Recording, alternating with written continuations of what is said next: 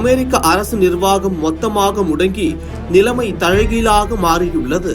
ஒரே நாளில் 1000க்கும் மேற்பட்ட விமானங்கள் ரத்து செய்யப்பட்டுள்ளன. அமெரிக்காவின் இந்த நிலைக்கு என்ன காரணம்? விரிவாக பார்க்கலாம். அமெரிக்காவில் அதிபராக 2வது முறையாக பொறுப்பேற்றுள்ள அதிபர் டிரம்ப் பல்வேறு அதிரடி உத்தரவுகளை பிறப்பித்து வருகிறார்.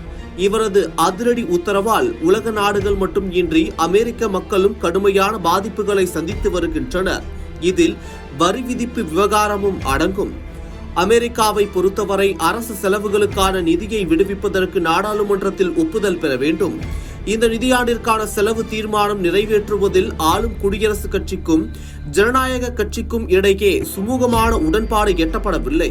இதனால் நிதி மசோதா நிறைவேற்றப்படாமல் அரசு முடங்கியுள்ளது. அரசு செலவு செய்வதற்கு பணம் விடுவிக்கப்படாததால் அரசு துறை ஊழியர்கள் சம்பளம் பெற முடியாமல் தவித்து வருகின்றனர். குறிப்பாக பல துறைகளில் கட்டாய பணி நிறுத்தம் நடைமுறைப்படுத்தப்பட்டுள்ளதாக கூறப்படுகிறது.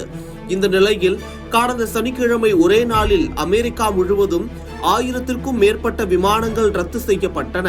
குறிப்பாக Los Angeles, Chicago, New York, Atlanta, Denver உள்ளிட்ட 40க்கும் மேற்பட்ட விமான நிலையங்களில் 10% விமான சேவைகள் நிறுத்தப்பட்டுள்ளதாக தகவல் வெளியாகியுள்ளது. இதனால் விமான பயணிகள் கடுமையாக பாதிக்கப்பட்டுள்ளனர்.